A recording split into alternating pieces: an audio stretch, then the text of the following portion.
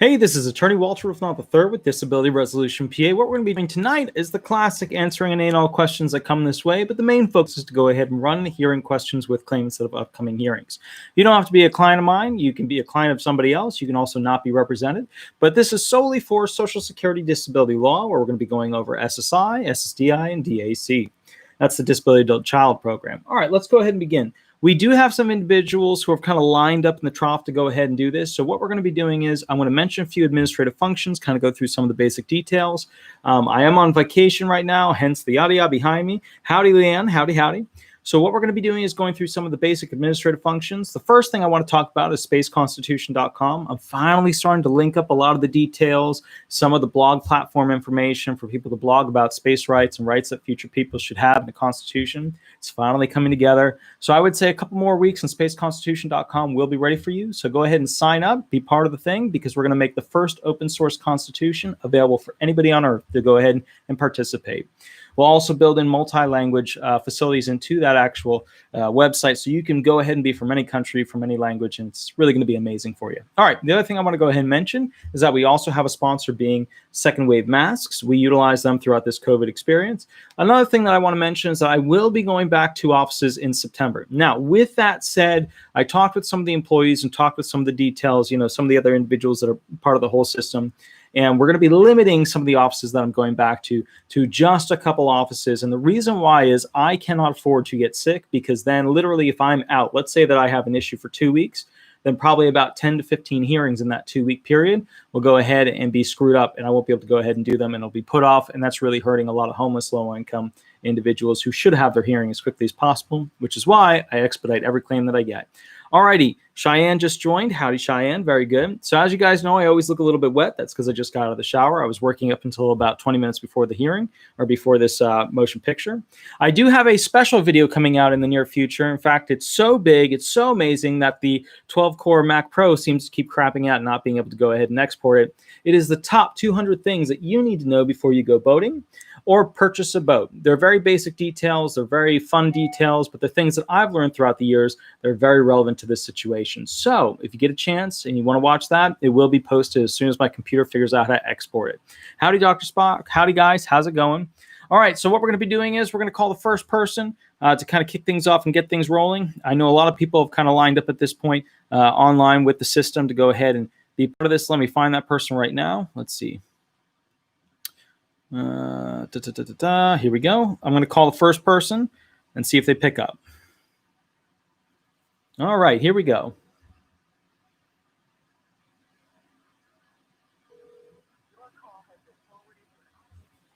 Hold on, let me try again.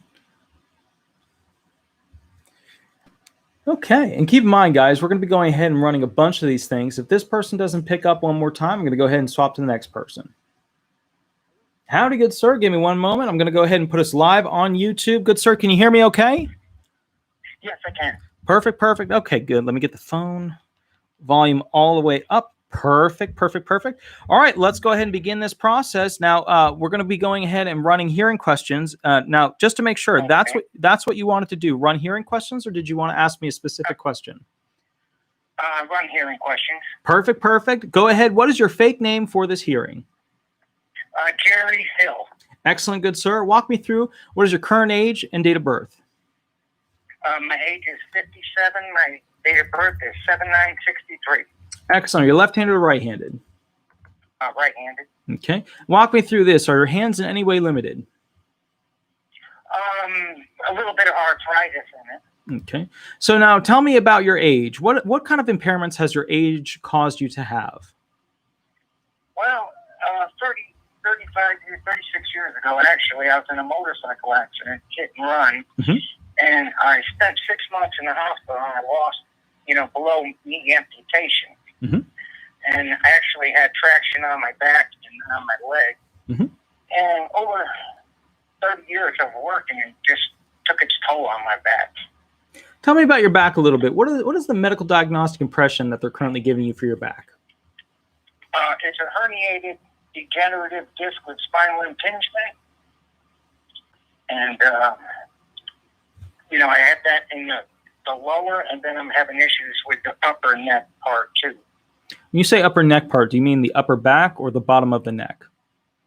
The bottom of the neck. I've had surgery on that in 2014. I'm still feeling issues from that. How many surgeries have you had on it in that area? I had one there in that area. Okay. How many surgeries have you had for your lower back? I haven't had a surgery for the lower back because of the sole fact the deterioration is so bad that the doctor basically told me that, you know, he can't guarantee anything. And I've had a lot of people actually, you know, they had back surgery and it made them worse in the lower back on L4 and L5. Sure. Okay. And, you know, a lot of my issues stem from my amputation of my right leg because I have a lot of problems with my right leg, which causes, when I'm standing usually all my weight on one leg, which is my left leg, which I actually have a neuroma and Morton's neuroma for that. Okay. Talk to me about the lower back. Is that the lower back above the hips or in the hips? Above the hips there, I guess lumbar L4, 5, I think it's 2 and 3. Okay, cool. So we're not in the lumbar sacral. We are truly in the lower back. Now walk me through this. Do you have a crutch, cane, walker? I've had crutches for 36 years because, like I said, there's times where I can't even wear my prosthetic leg. Okay, excellent. Now walk me through this. With the prosthetic leg, when was the last time that you had it changed out? It's been 4 years. Okay, what new medical innovation? Okay, what medical innovations have been added to the new one that you got 3 years ago? Nothing. Nothing. Okay, so this is not like a framework one. This is just your classic attachment. Yes. Okay, very good. Walk me through this. Were you ever in the military? No. Okay. Did you ever work for a facility that gave you a pension? No. Okay. Now help me out with this. Do you have a wife, children, or anybody else that lives with you? Yes, my wife and 2 stepchildren. Okay. Now help me out with this. The 2 stepchildren, what are their ages? 16. They're twins. Okay, gotcha. Do the 16-year-olds help you around the house? Oh, yes. Okay, what are things that... Mainly my wife does most of the housework. The boys will do outside work. Okay. You know, whatever needed. Okay. Good, sir. Walk me through this. What are the things that you do to help them? Well, you know, I've tried actually doing some of the cooking before, but I do have a lot of problems with like pots and pans, or I've left the stove on before. My wife gets a little upset about that. Just keeping track and standing there for any period of time because, like I said, when I'm standing, I can't stand long because when I'm standing on one leg. You might as well put my other leg up in the air because I'm not putting no weight on it, which is my prosthetic leg. And I can't do it long, so I don't stay long. And if I was to do something like for instance, my wife, I have her get half gallons of milk because a gallon of milk to lift up and put on the counter is too much for me. Mm-hmm. So I try to help out as much as I can with doing things where I can. Okay. All right.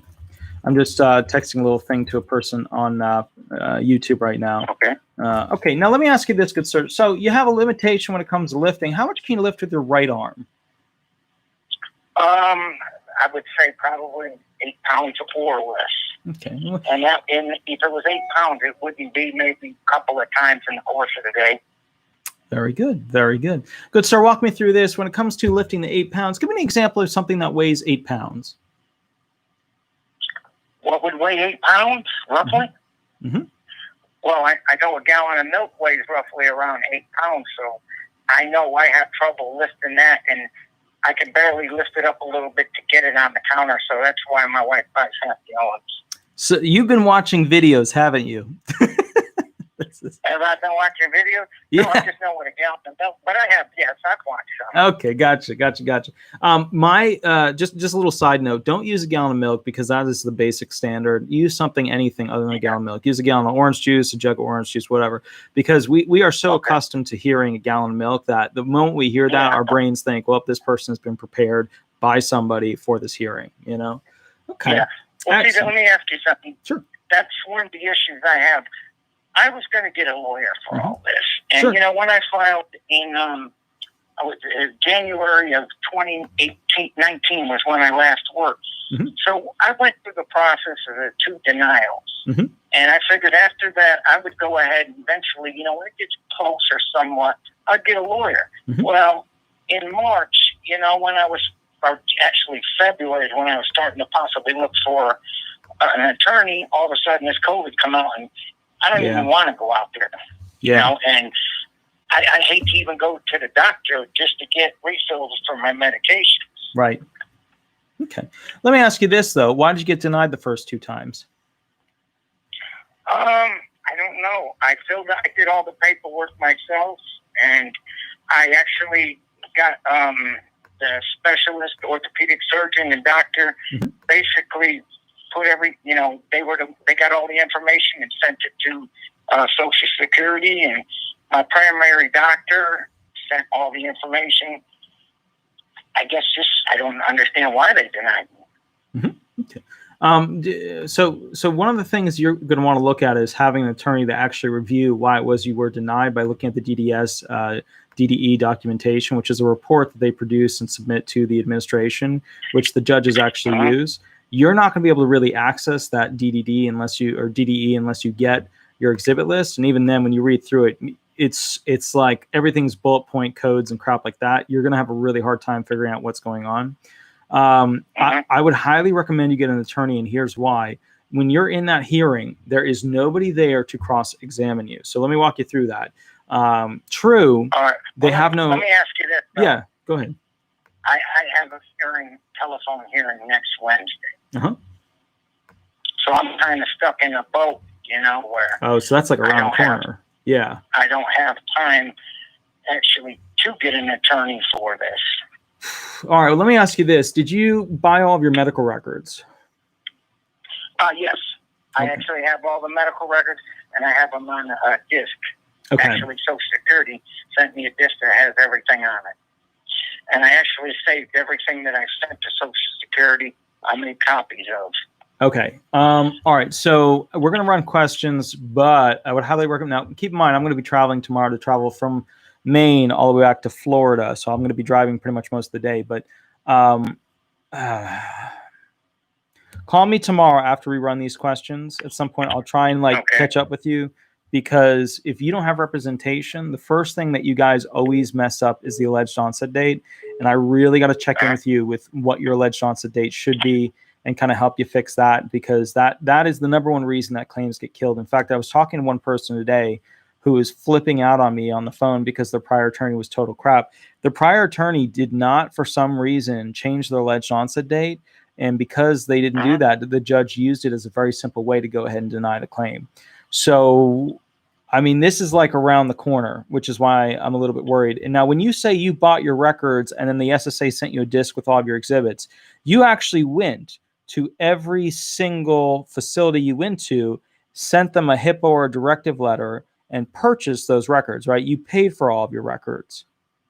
Well, actually, I paid for the records from where the surgery from the orthopedic doctor, which I got all the records from them.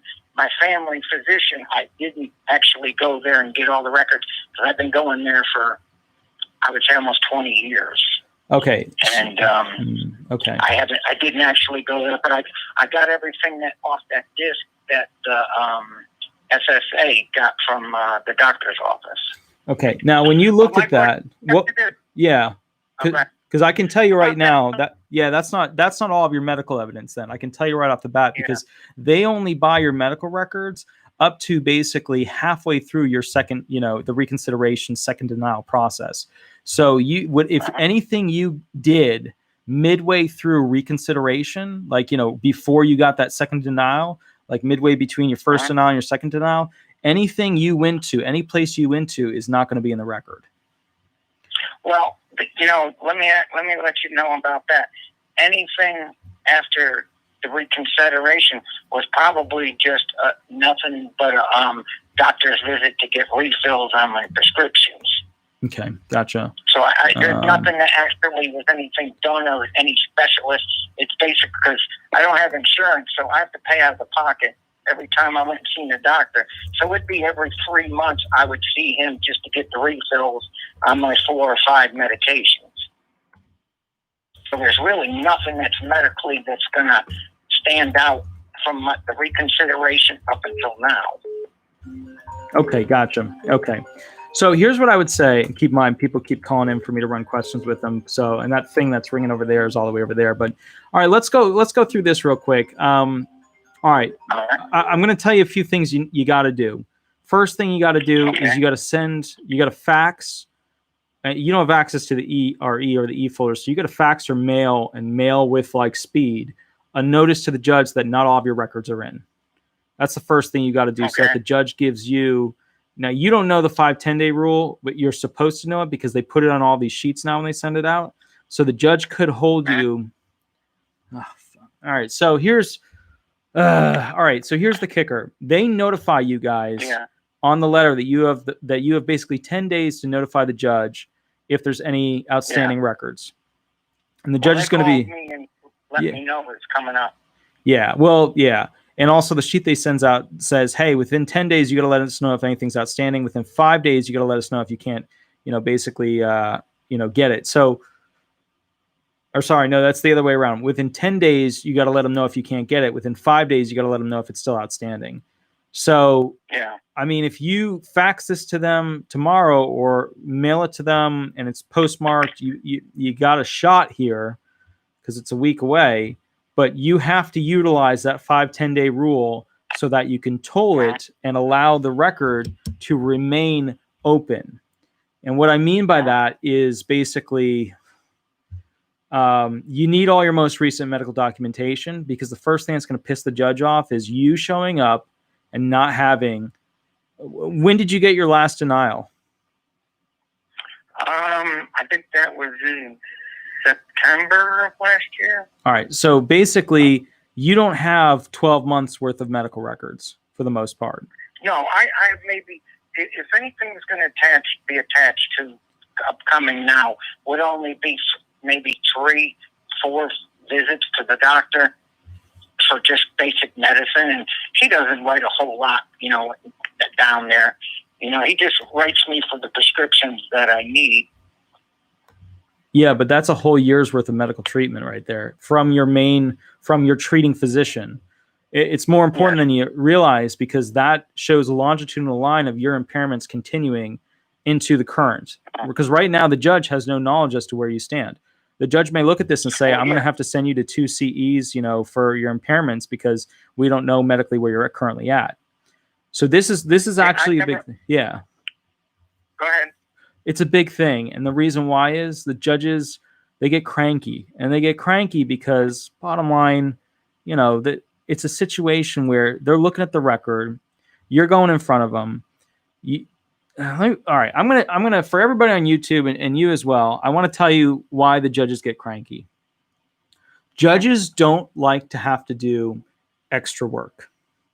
And if you don't have those records for that hearing, then the judge has to obtain an 827, which is their form of a version of a HIPAA release. They then have to mail it. They then have to wait, 4 or 5 weeks to get the records back from them, pay the bill, because now they're paying for your records, and it's not their job to get your records. They're going to bitch you out about that. They're going to pay for them and then basically submit them to the record. And they're going to have to hold the record open for, basically 30 to 45 days while they do all this, which means you're going to have a reduced amount, your amount of adjudication time is not going to be like 3 to 4 months. It's going to be like 4 to 5 to 6 months. So right off the bat, this is why a lot of judges will look at, guys like you, when you enter into the courtroom, they'll be like, okay, do you want a representation or not? And they'll be like waving their head like you do want a representation.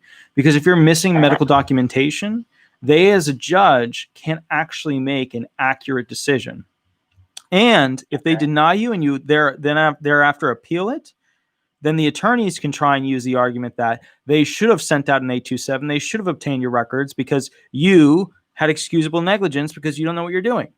So that's the whole thing here, is that whenever you do this stuff, you never want to put stuff on the judge to do, because it makes them super cranky. That's why the attorney's in there when something's missing. They go, okay, no problem, Your Honor.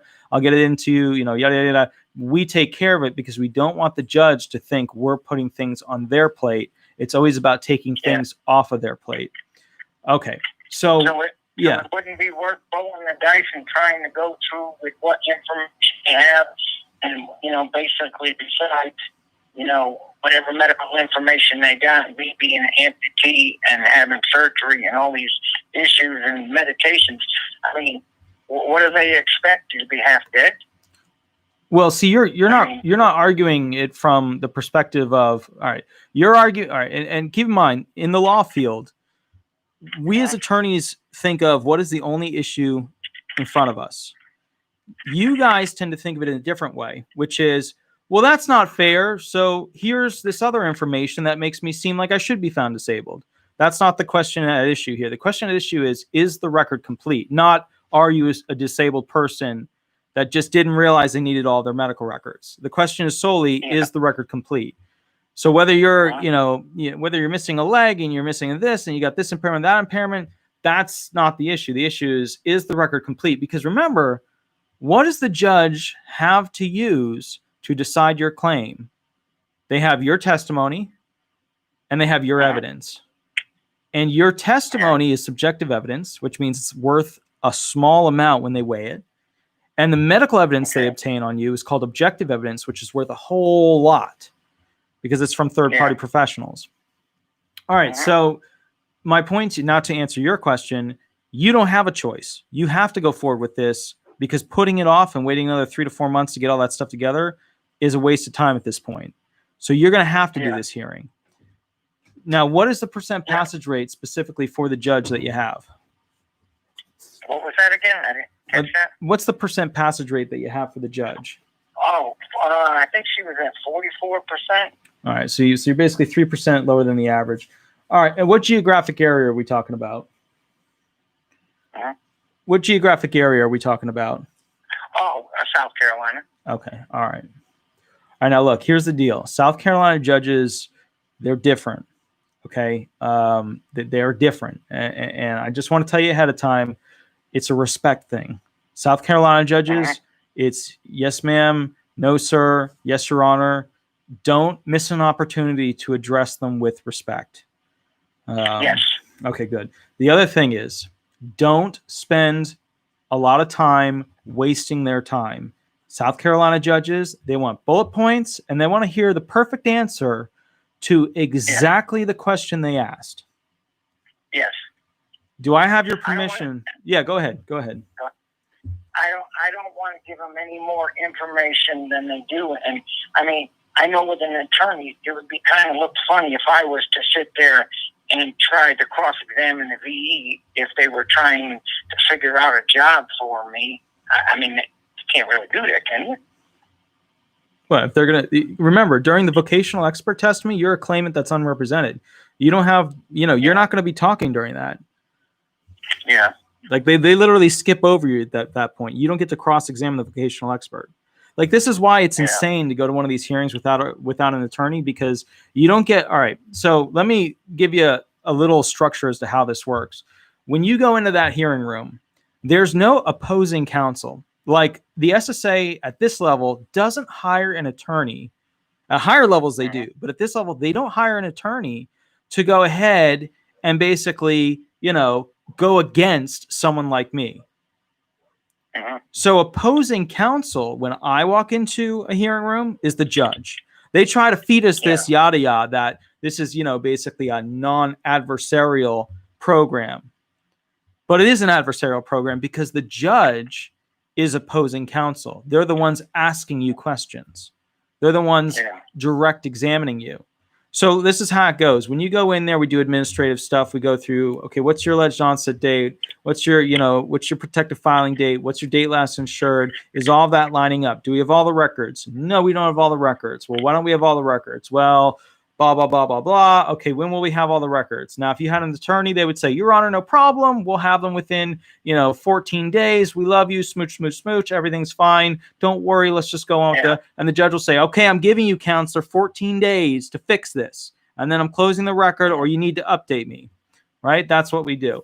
Otherwise, the judge is going to say to you, well, okay, why did you choose to not have a counselor? Or do you want to go get a counselor? Or well, okay, do you want us to go get the records? And then the judge is going to do the PSI thing because they have to go get an 827 from you. And then which is going to be tricky because you're not sitting in the same room that they are. Normally you are, but with COVID, it's all telephonic, which means they got to mail you one. So you're going to lose 10 to 15 days with all that jazz and mailing it back to them. So here's the thing. Actually, do this. Do you have a pen and paper with you? Yes. Okay, write down Google and then do like a colon. So you're going to Google this. SSA 827 PDF. SSA 827 PDF. Okay. Fill it out.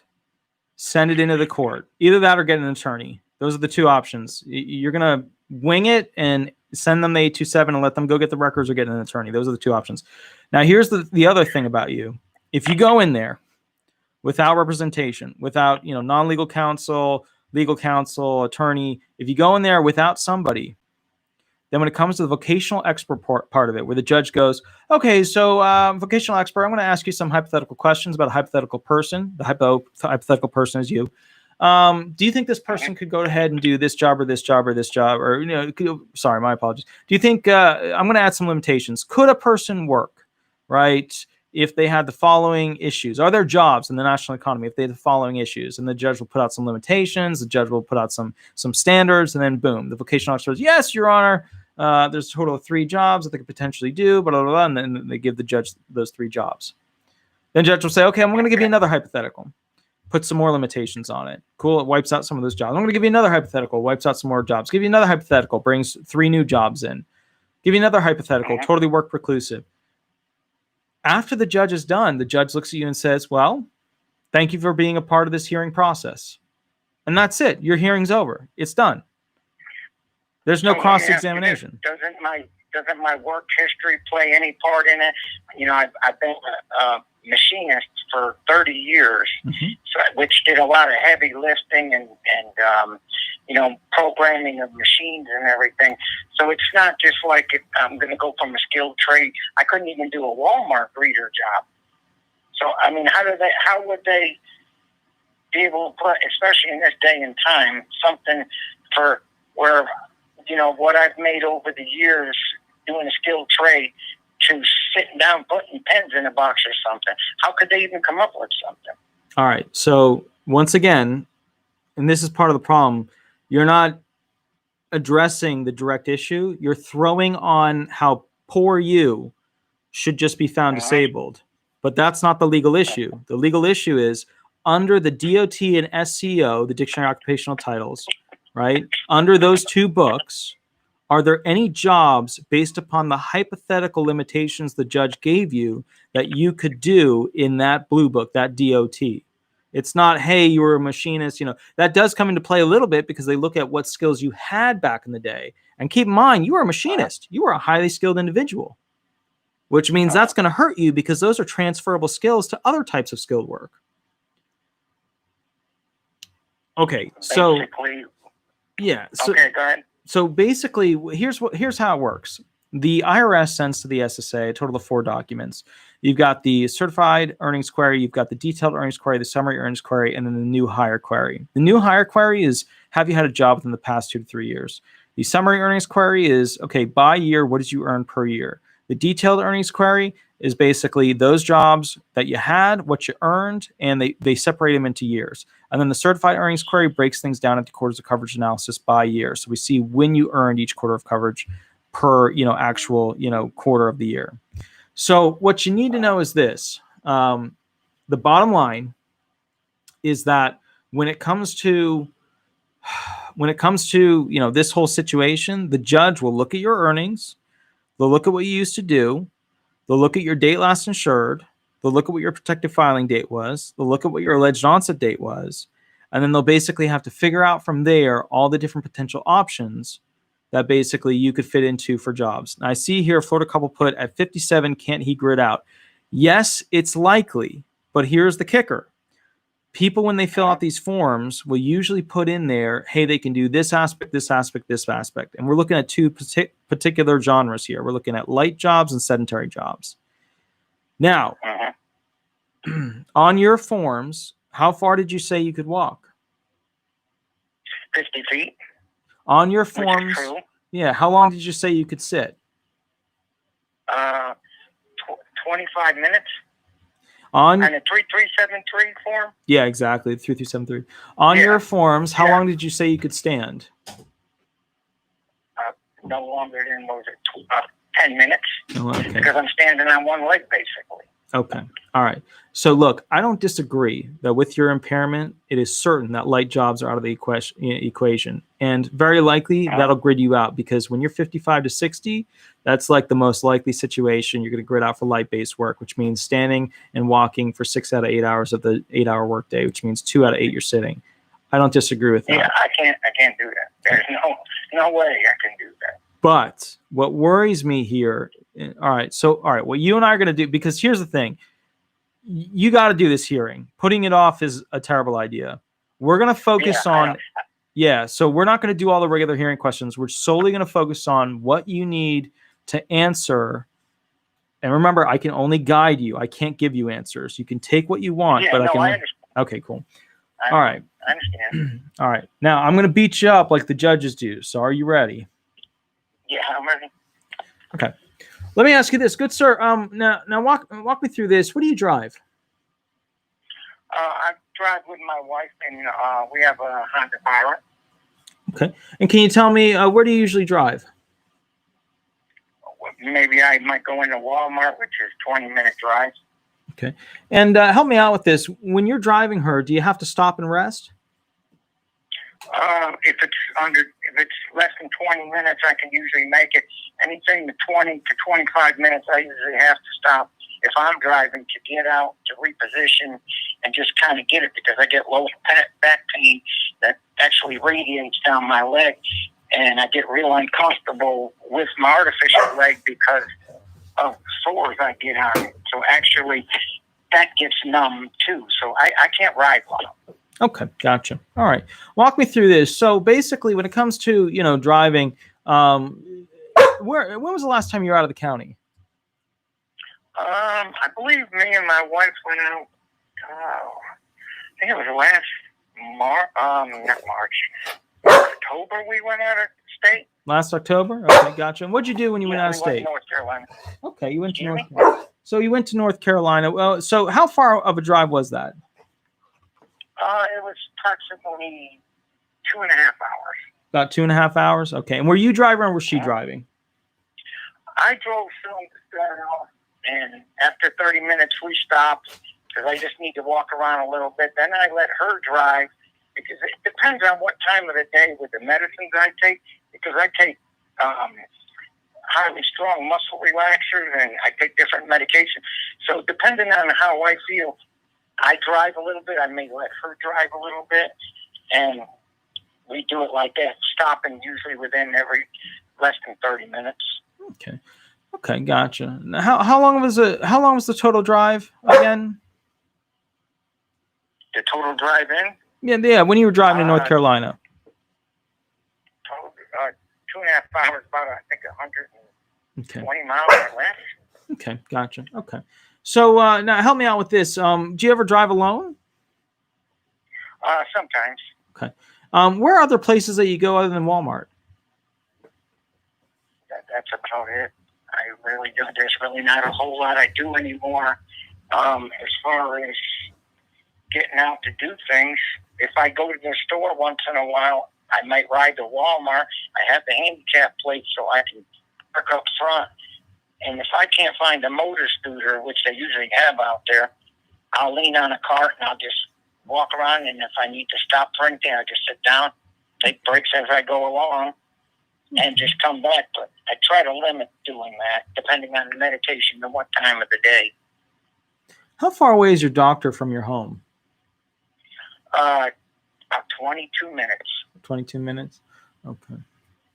And help me out with this. When you go to see your doctor, is the doctor usually ready to see you? I would imagine it's a general doctor, so you've got to wait a while, correct? I usually have to wait about 30 minutes. Okay. Yeah. Okay. Gotcha. Okay. And can you tell me this? After you waited and you go in to see the doctor, how long does the doctor usually take to go ahead and review your symptoms? He's usually roughly, by the time I get back, he's usually in within 30 minutes. Okay. So that's within 30 minutes for you to drive back, or 30 minutes for you to be seen? To be seen. Okay. When I get there, it takes, after I sign in, sit down, it takes usually about 30 minutes before I'm called to the back where they check things, and then I sit down, and it's usually 20 to 30 minutes he'll come in and sit down and talk to me. Okay. So basically you're sitting for about 30 minutes, and then they bring you to the back and you sit for about another 20 minutes. Yes. Okay, gotcha. Okay. And then you drive home? Yes. And it takes another 30 minutes to drive home. 25 minutes. 25 minutes? Max. Okay. Okay. Now, notice what I'm doing. I'm breaking down to build up your sitting experience. I could do this for crossing county lines, for crossing state lines. You gave me the whole your wife drives for 30 minutes, you drive for 30 minutes spiel. But then what I've got you on there is repetitive sitting abilities. And then what I got you on when it comes to the doctors is that you said you could only sit, 25 to 30 minutes. All of a sudden, we've now proved that you can sit for 25 minutes plus 20 minutes plus another 25 minutes. Now you're sitting there saying, well, that's not really what I said. It is what you said, but you didn't have any attorney there to cross-examine you and clarify it. I'm not saying get an attorney because, look, you probably are going to grit out. But what I am saying is be careful and be detailed and be consistent. Yeah. Good, sir. But I mean, oh, go ahead. Yeah. If you were to go on a trip and it's 2.5 hours, how would you be able to do it if you're stopping and taking 10, 15-minute breaks and then driving another 30 minutes? I mean, what would they expect? Well, keep in mind, it's the same gig. You're throwing me poor me scenario. What do they expect me to do? Yeah. And that's not the legal question. The legal question is, how long can you sit before you have to stand up or lay down and rest? Yes. So that's the remember, this isn't a poor you game. This is a do you meet the listings, griddings, vocational allowance, or CALs, Okay. All right. Now I'm going to hit you with some tougher questions. No, I hear you. All right. Now I'm going to hit you with some tough questions. So, good sir, walk me through this. When you walk into your house, how many floors are there? Just one. Just one floor. How many steps go into the house? Excuse me? House. Yeah, the house. How many steps to go into it? 6. Okay. And with those 6 steps, do you have any difficulty climbing them? No, because I have a large handrail. Okay. So let's say, let's say you had a flight of stairs, right? Would you have any difficulty climbing those if you had a good handrail? Yeah, but I would have to rest in between each one.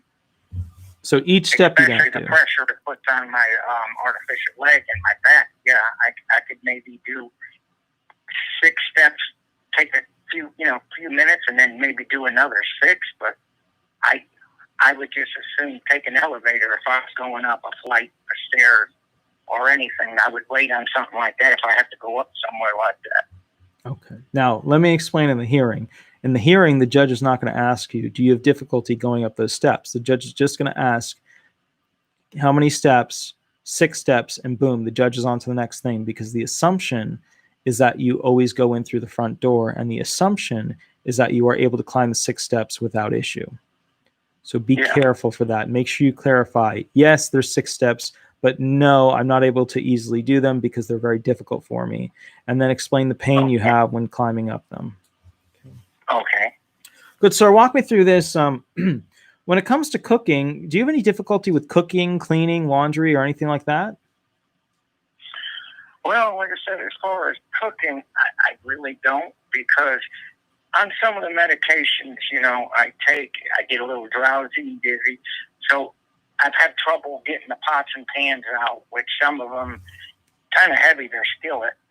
So that, and I've left the stove on before. I've even left the refrigerator door open before. So I try not to have to cook anything. Now, if my wife's gone for the day, she'll make me a sandwich or something that I can maybe pop in the microwave, sit down, and when I hear the beep go up, I grab it, and that's how I can feed myself if I'm by myself. And as far as cleaning, I don't do much cleaning, but I do feel as a failure not to help my wife. I've tried to do the laundry, but doing the laundry, I have to pick one thing at a time. I can't move the basket when it has a full load in it. So I get one of the boys to load it into the dryer for me, or my wife will do it. I maybe sit down, and when I'm in the living room, she'll put the clothes out. I'll try to fold some up sitting down, help her out a little bit, because I don't want to feel like such a burden, you know? Well, how do you help her out? Well, she does the laundry. She'll bring the laundry into the living room, and I'll just fold up little towels that are small, just a little light load or something, just to try to help out a little bit. I've tried vacuuming before in the past, but by pushing and pulling on the vacuum cleaner, that really gets to my back. And there's things that need to be moved around to vacuum, and it'd be tough for me to try to bend down. I can't bend down to move things, so I try not to do anything like as far as vacuuming or anything, because it's just too much with a vacuum. You said you help her with towels. What are the little things that you help her with? Well, she helps me, but when it comes to doing the bills, we kind of work together. We'll sit down, and even though it's only 4 bills or so, which we do online, I used to do it, but now in the last year, I've had her help me because I've forgotten things, and I've been late on something, so I have her help me with it. But there's really not much I can do to help her, Okay, I understand. At least I'd like to, Okay. And that's, one of the first big deals, I have with the depression and anxiety, because I feel like I can't go to work no more. I used to make $50,000 a year for 10, 15 years like it was nothing. Now I can't do that. I can't make the money I wanted to make. When I went out of work, I was out and the doctor put me out for 5 months. After the 5 months, I gave it an attempt to go back to work. I worked 3 months, and that was it. I couldn't do no more. And it's pretty sad, when you feel like at 57 you can't do it no more. You can't physically. And I guess that's it. Anything else? No, it's just, it's just something with the medications and the way things are going, it's not a whole lot I do. My quality of life ain't where I'm happy, put it that way. When were you happy? Excuse me? When were you happy? I was happy when I was working. I used to enjoy seeing people when I went to work. Sure, I had, disagreements with people when I worked with them, but, I was proud because I actually, being a machinist, you go and you can actually take a piece of metal and make something. Yeah, there was a lot of hard times of heavy lifting, twisting, turning. I can't really bend or stoop with my artificial leg. I really never been able to do that. I can't climb ladders. That's just definitely one thing I've learned. I've learned over 36 years what I can and can't do with an artificial leg. And now I'm at the point I can't do no more. What about like a curb? You could walk over a curb, right? Can I walk over a curb? Yeah, like a curb. Yeah, I can get over a curb, but it's very, it's not something I just walk right up to and step right over. I have to get up to it, stop, then lean with my artificial leg up onto the step and then push. Because if I was to try the other way, I could trip. And there's times where I've tripped and actually had my leg come off a little bit. So I'm very cautious when I'm walking. Now, here's the deal. I've been quiet because I'm waiting for you to basically say something that is negative. And you did a good job. You didn't go into anything particularly negative. You didn't say anything that I could jump onto. So that's good. When the judge gets quiet, they're playing that game. Okay. Yeah. Now we're going to play the butter you up game. So tell me about when you were a machinist. What'd you do? Well, I actually programmed the machines. We had different size parts, anywhere from a pound to 1,500 pounds or bigger, loaded either with crane or lifting onto fixtures. I actually programmed a machine to make different parts machine-wise, I have to load and unload machine tools out of the machine, have them checked, set, and just did a lot of variations with a lot of checking with calipers, micrometers, and different quality gauges to get real tight tolerances on sometimes automotive parts, NASA parts, real high tight tolerance parts. And I've been doing that over 25 years. Can you do any of that stuff nowadays? Can you make anything nowadays? No, absolutely not. I couldn't even. I don't think I could even sit down and write a program anymore. Okay. What kind of that's a program? Yeah, go ahead. Telling the machine what to do. Okay. So help me out. What were examples of things that you made? We actually made diesel engine parts, actually from the engine block to cylinder heads to various different parts. I've made work for the railroad, large, heavy industrial machining for them, and just anything. It could be even the size of a dime to machine, whether it's bar stock fed or however, loaded or unloaded, various different machinery. Okay. And it's all computerized, which is, the CNC stands for computerized numeric control. So it's all computerized. Now, just for YouTube, because keep in mind, they don't have a background of this, walk me through the milling, walk me through the machine, what it did. Like it's a drill that would, it kind of explain that for them.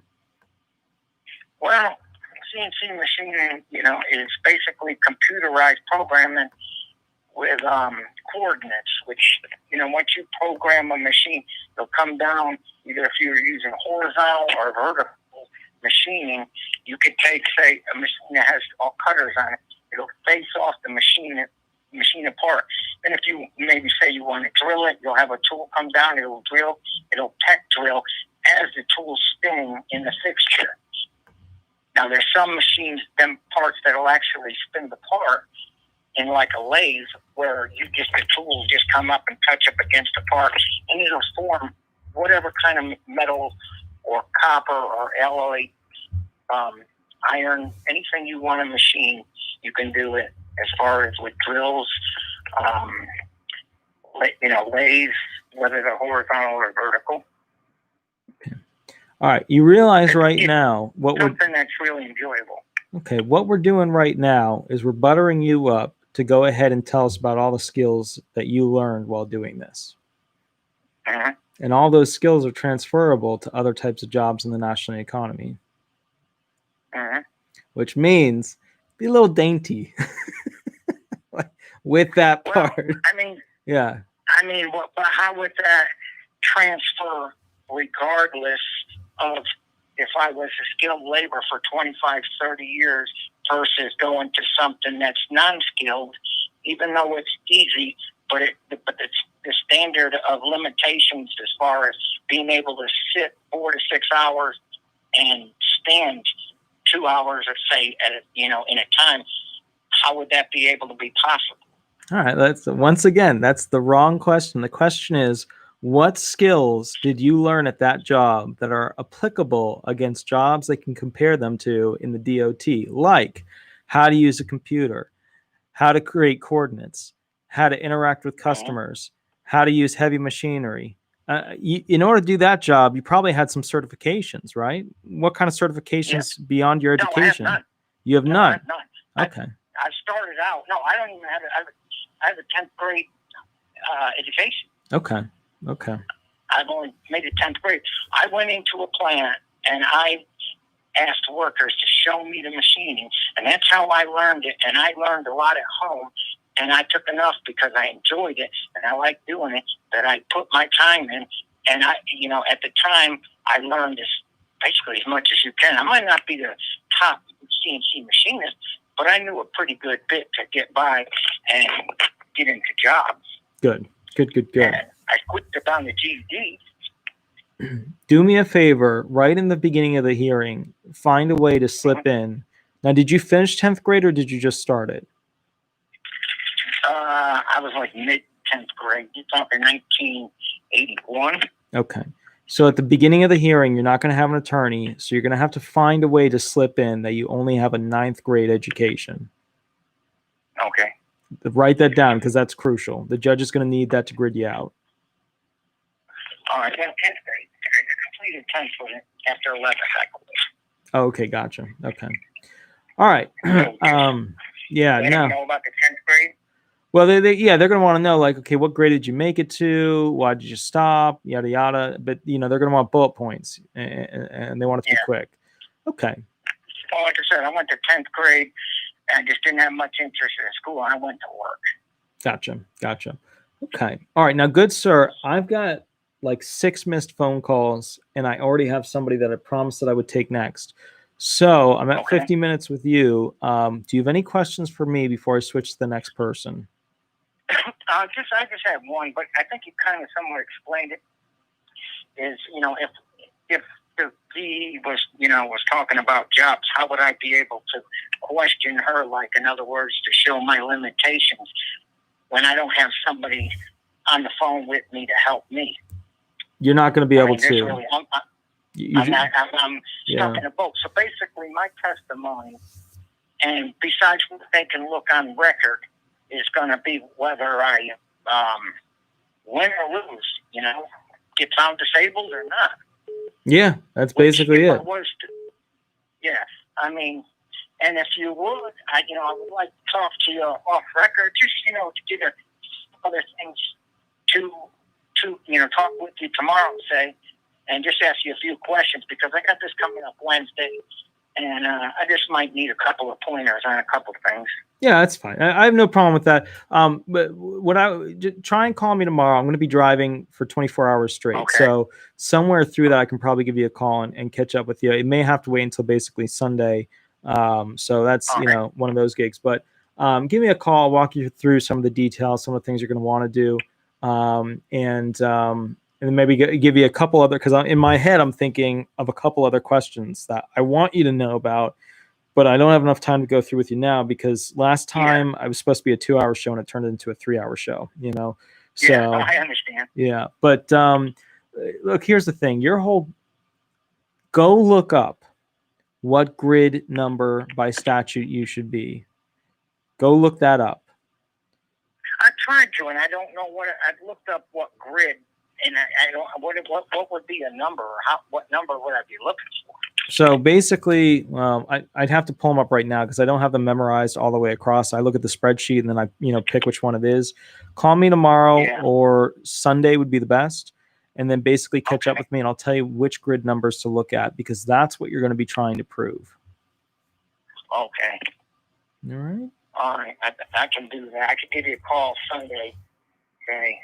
Perfect. Around noon or so. And I'll try to look up some more information on this, because, like I said, when this pandemic come out is when I was starting to get ready to get a lawyer. Yeah. And I didn't have no problem, with the lawyer making any money, or even if I had to pay him myself. It's just a question. With this pandemic, I don't even like to go out. I don't even really want to go out, because 57 years old, if I were to get corona, I don't know if I would make it, to be honest with you. Here's the thing too, the SSA, and specifically a couple of people have reached out to me, and then somebody else that you guys know heard about a little bit. But the bottom line is the SSA was a couple of people were actually taking bets to see who would be the first attorney to go ahead and get it. And I was at the top of the list, and I haven't gone to almost all offices, but just one right now. I'm about to upgrade it to 2 with September coming on board, and just start to increase, because, I don't go to one office like most attorneys. I went to, back in the day, a total of 8 office locations, that I would go to throughout the week. So, and that would help spread me out throughout the different geographic regions. So basically, my big thing is this: I want to make sure your testimony is good, your evidence at least has a plan of getting in, and basically we haven't even talked about the negatives that she could try and stick you with. So, that stuff. But give me a call. We'll catch up on it. We'll work on it, and I'm going to try and get you as settled as you can for this thing, so that you have the best shot at going through. And the biggest thing we got to make sure you're good on is your alleged onset date, because if you don't have that right, they can use that to deny you. Now that you mentioned, that's one thing.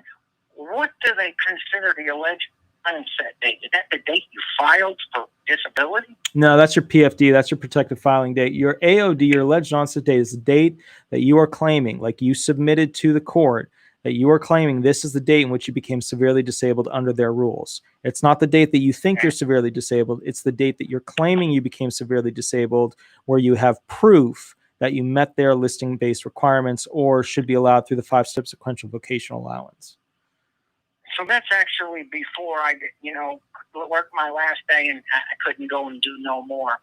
It's actually could be a month or two before that when I tried to come back after 4 or 5 months of short-term disability where I've had epidermal shots, physical therapy, and stuff like that. It's going to be... Is that would they look at something like that as an onset date?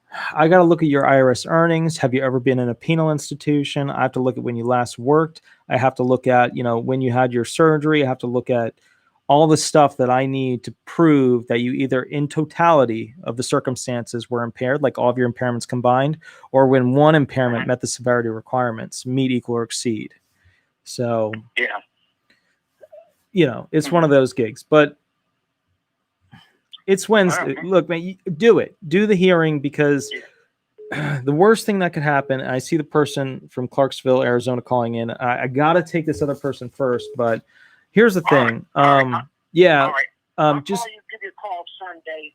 Maybe just go over a few things with you. Perfect, good sir. I will catch you later. Have a wonderful, wonderful night. All right. Thank you, sir, for your time. Have a good night. Thank you, good sir. You as well. Bye-bye. Okay, guys, so I have to do this other phone call real quick because this person got left out of last week. And they've been talking to me. They sent me information. They prepped all their stuff. So I'm going to do this, and then we're going to go to kind of like the open call and do that stuff and get that stuff. I know I missed a lot, and my iPad is screaming at me, and I understand that. And my phone is now filled with a bunch of missed calls, and I get that. So here's the thing.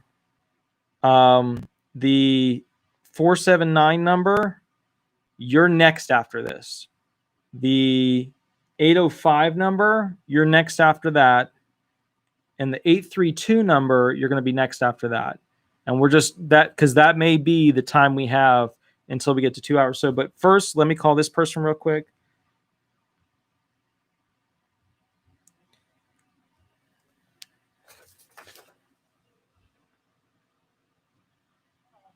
Howdy, Madame. Attorney Walter Hnot. Are you ready to go ahead and go live on YouTube?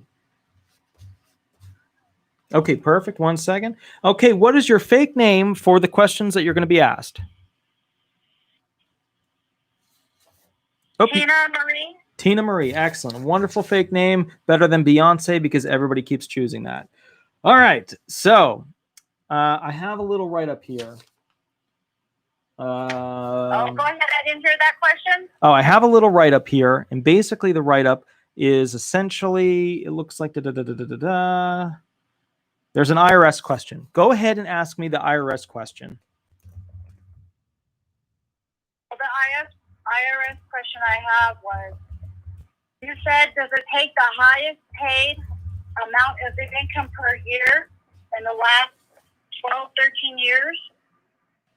Or does it use your last one that you was employed?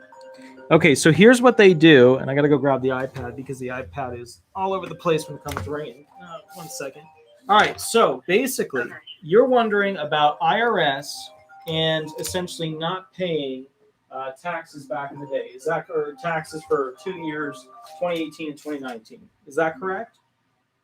No, I just want to know, if you win your case and they pay you, do they go all the way back to your highest paid amount, or do they go off of what you left your last job, what you were making?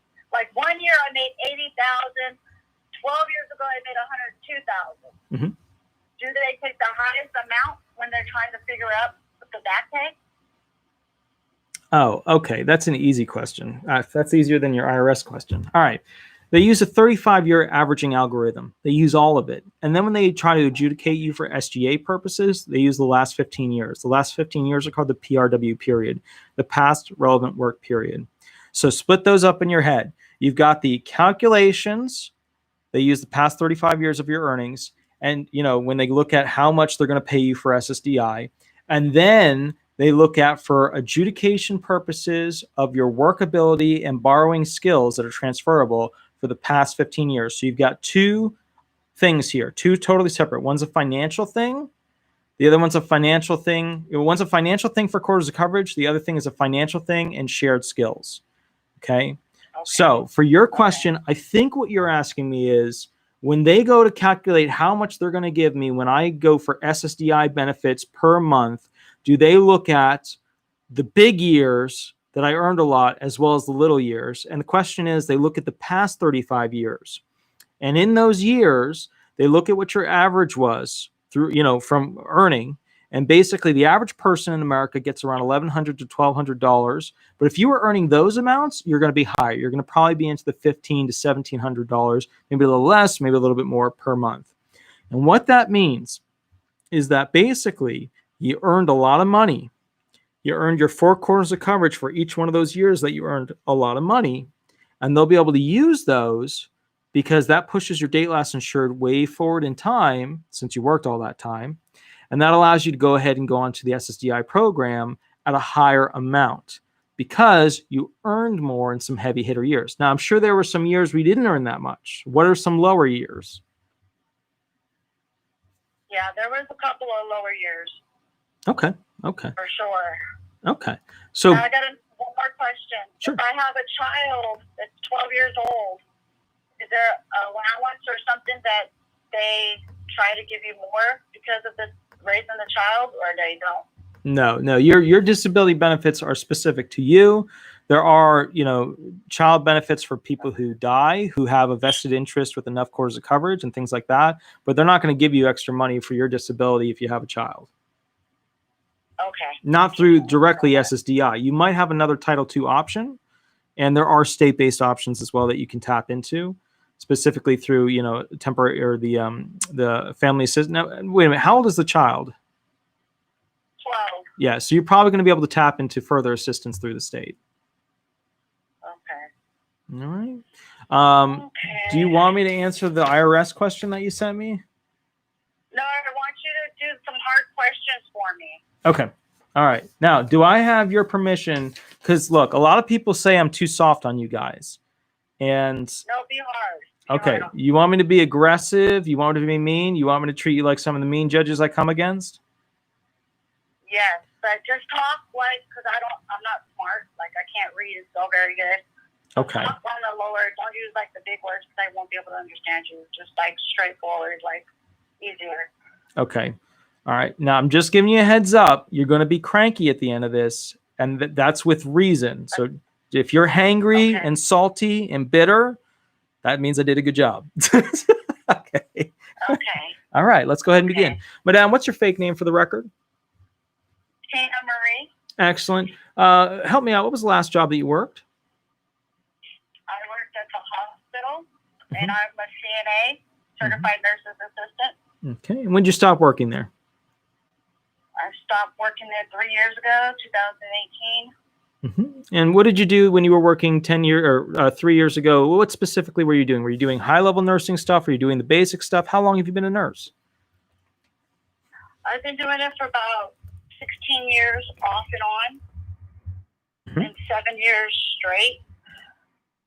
My consistent of my job is a lot of standing. I work 12 and a half hours standing. I picked up patients. I put dead people in body bags, put them in the fridge. I did a lot high intensive work, physical and a little bit mental. I picked up trays, transportation. When patients can't walk to the bathroom, I put them on the bed like mold. Just hard. Okay. All right. So what I'm hearing in there, you had a tough time doing the job. What job did you work after the nursing job? After nursing job? Sure. In the last 3 years, I haven't had a job. Not even a side gig? No side gigs, no nothing. Okay. So help me out with this. Basically, when it comes to, stopping work, how have you paid for things for the past 3 years? I have a great wonderful, God-blessing husband. So your husband didn't push you to find alternative income? To file for bankrupt? No. No, to find alternative income, get another job? No, he knows I've been suffering, and he knows I've been pushing it this whole time, like about even prior before me filling out for the disability 3 years ago, it was like more like 3 years and 4 months. So prior to that, he already knew that it was coming to a head. Like I was going to stop. Do no longer. Do you guys ever fight about, applying for disability and you not working? Never. Okay. And let me ask you this. How many children do you have in total? I have 4 daughters, and I put 5 years between them and 20 years from the oldest to last, and I have 4 grandkids. So you must be really good at the mother job. I would like to say I am, but, we all have things that we lack. Okay.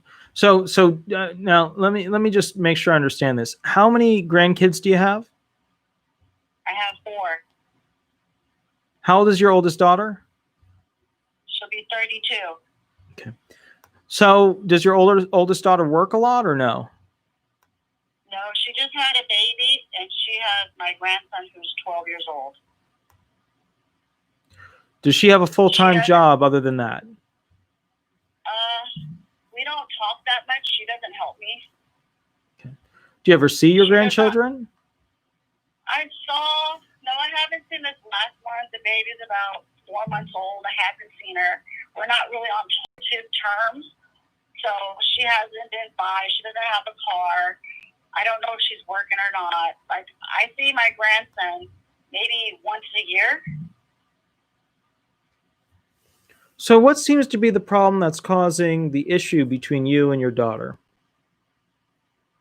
Well, she's more like a street person. Like, she likes to hang around with bad people and be around doing bad things like marijuana and all kinds of things. And I just don't like that. And I don't like the disrespect.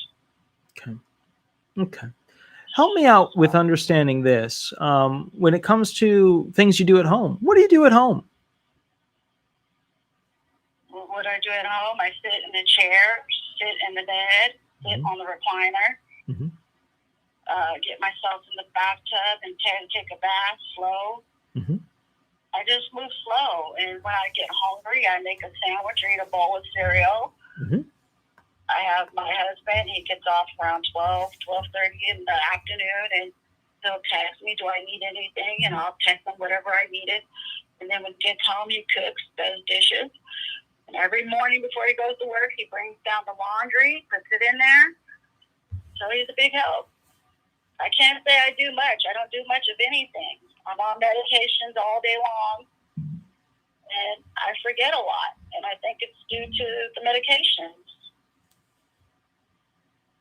So if you don't do a lot of things, you must do something special with your husband to kind of make up for that. What are some special things that you do with your husband? Well, we don't even have sex anymore. Okay, but do you go on cruises? What do you do? No, we don't do any of those things. If you remember, I worked 12.5-hour shifts. And I drove 4 hours, 2 hours to get to work, 2 hours to get back. So there was no time. It's just like I lost myself, and I was too busy taking care of other people. I didn't even have time to do anything with my husband. It's like we've been married now for like 15 years, and I don't know where it went. I'm just learning how to use the remote control because I never even watched TV. I was so busy working and taking care of patients that I just gave up myself. So do you think there's a part-time job you could work? No, there's no part-time job that I could work. I have to be able to sit down and lay back. Even when I'm sitting down, I feel like so much pressure on my back and my spine where I have to lay back. And it relieves pressure when I lay back. I've had 2 back surgeries and a permanent spinal cord stimulator in my spine. And when I got this surgery done, the machine makes me pee on myself. So having one problem, having this done led into another problem. Not only that, after I finished having the surgery in April, in January, I had the blood clot in my lung, and now I'm having a lot of problems. So now it even got worse from the time I even filled out for the Social Security disability. When's your hearing? The hearing's going to be in 2 months. What are your top 5 most severe impairments? Let's see. I have a list. It's top 5. It's hard to say which one's top 5 here. Now's the time. Now's the time to come out with it. Yeah. Yeah. The L4, the L5, lower back congenital disc disease. Mm-hmm. I have migraines where I had the small stroke. My left, right leg, knee pain, bone on bone. The fibromyalgia. I get neuropathy. I got hot feet left and right. I have spasms. I have nausea from the blood thinners and the blood clot in my lung.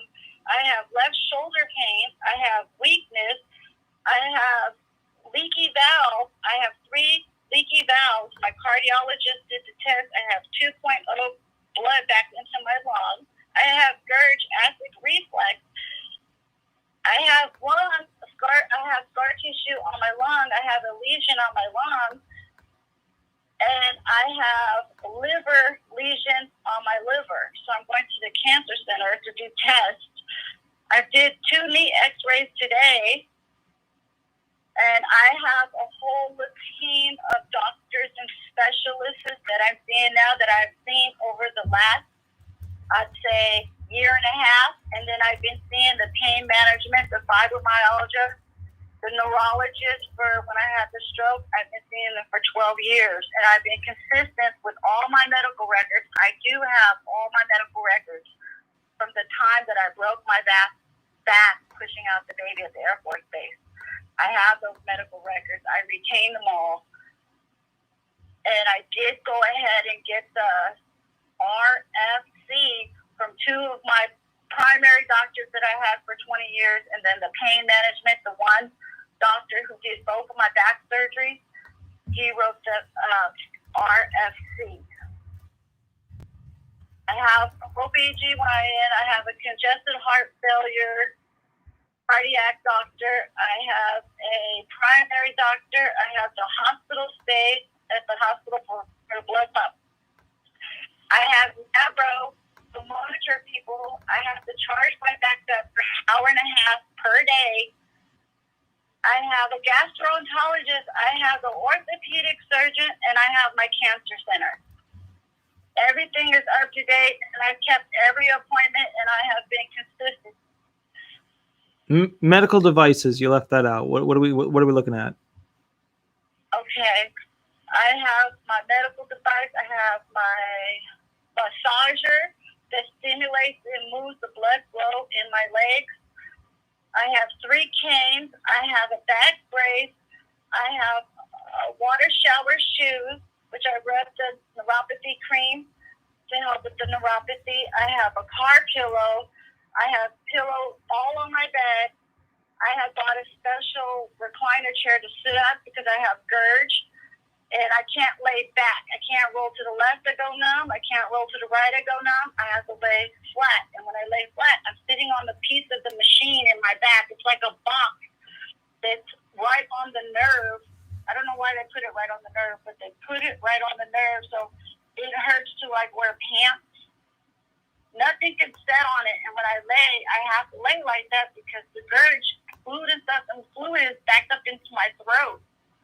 So I have to lay upwards, and then when I eat food, it pushes on my back. So when I have a full stomach, it causes me pain on my back. It feels like my back is caving in. It feels like there's pressure. When I'm standing, like I went to a dollar store and I was standing there, and I know it wasn't 20 minutes, but it sure felt like a long time. I thought I was going to die, like at the store. I thought I was going to have to go sit in the car, and I didn't pay for the stuff. Like, I was in too much pain. It took too long, and I was just laying on the car thinking, like, I can't even do this. I cannot do this. I'm going to freaking pass out because I'm in too much pain. So I have the grab thing that you use to pick up things with. I have a door chair. I have a body chair, the one I was telling you about. I have a back charger that has electricity, the ones that you put, it's like a 5-lead stimulator. Before I had the permanent implant, I had the other machine that runs electricity through you. I have emergency breathing machine because my lung is hard for me to breathe. And I have the emergency pump. So I have the individual machine where I can give myself a treatment at home. And then I keep the breathing machines, the emergency ones, one on by my bed, one in my purse. I have 3 sets of the breathing. And then I have the pillow for the car. I have a pillow that goes into the car where I sit with that too. So what about a cane? Yeah, I have 3 of those. Were they prescribed? Yes. What about a walker? No, not a walker. Just a cane. And the back brace. And the machine that sends the 5-lead. Why don't you need a walker? My breathing machine, when I left the emergency room, the doctor prescribed the breathing machine. I had to get that. They didn't tell me I needed a walker. I don't know. They just didn't say a walker. Okay. Help me out with this. With where you live, 2 stories or 1 story? It's a 2-story, but we wanted to move in January. We want to move to Arizona and get a 1-story. But when we was ready to go sell our house, that's when I got the blood clot. And then I had the coronavirus right after that. So we weren't able to do anything. But our intentions are to get a house that has no stairs because I actually fell on the stairs and I hurt my lung. I fell like the corner, the edge of the stairs. It went into my lung. My leg got out. My knees are bone on bone today, and I have edema. They swell up. So my leg is like drop lock. I don't know if you've ever heard of that, where it just gave out. And so I hold on to the bar that's on the wall, and my arm just twists, and my leg gave out. And my lung, I think I'm on blood thinners. So I was really scared. But I didn't see any blood in my stool or nothing, so I felt like it was okay. But then when I went to my doctor's appointment, I did tell them that I fell. Okay. Help me out with this. How far can you walk before you have to stop and rest? I can walk to the mailbox. I don't go as much because I'm on blood thinners and there's some pit bulls over there. And I'm scared they're going to bite me and I don't want to bleed out and die.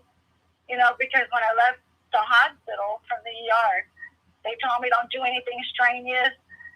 Don't do cardio. Just relax. You know, just flex your legs while you're sitting down. Be careful, you know, when you're driving and stuff, you know, because it's very serious when you're on blood thinners so you don't bleed out and die. What medications are you currently taking? What are they for, and what side effects do you get from each? Okay, let's see here. Okay, I have the lidocaine patches. I do the charging on my back hurts because my battery pack inside my spine gets hot and it pulls. I have spasms spasm medicines I take 2 times a day. Acid medicines, I take those prescribed by the doctor 2 times a day. I take Lyrica. I take cream for my neuropathy of my feet. I take Narco, 10 milligrams pain medicine, 1 to 2 tablets every 4 hours. My breathing treatment, I do that as needed, and then 1 time a day with the machine.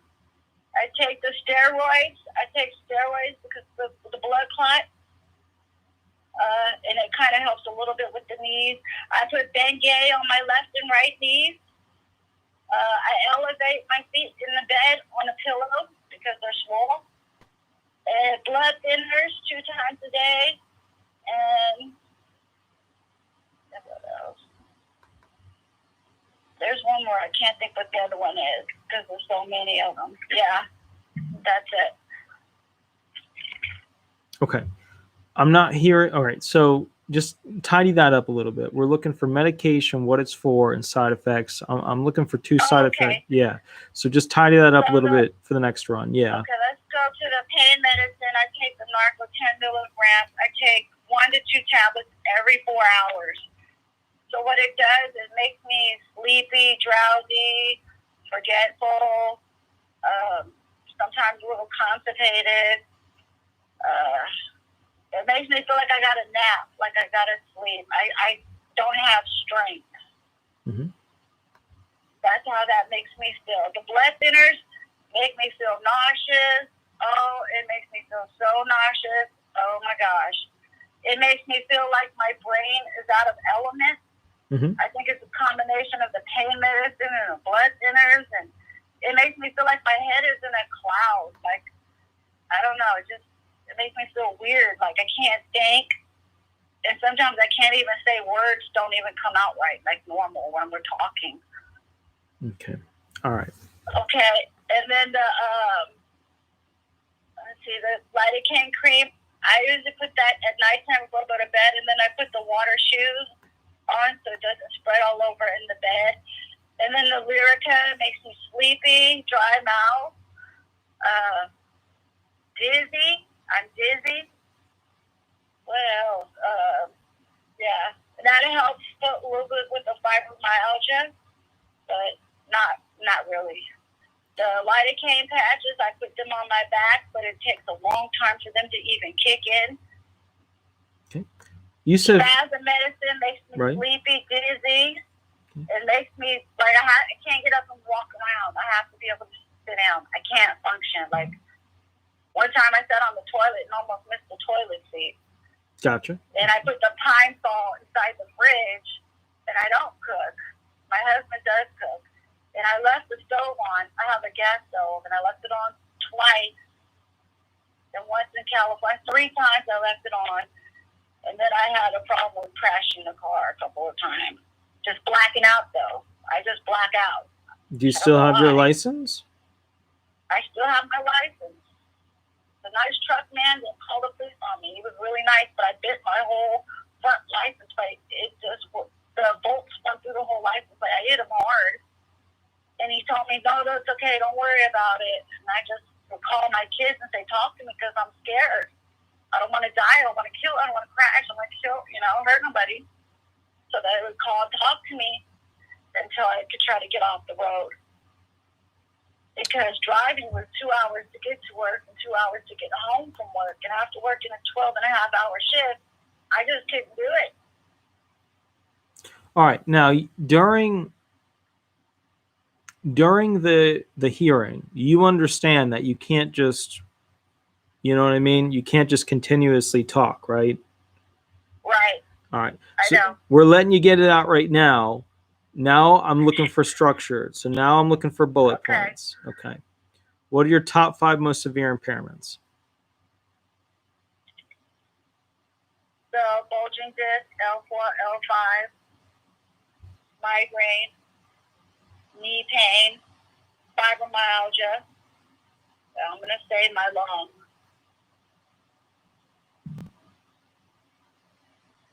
Okay.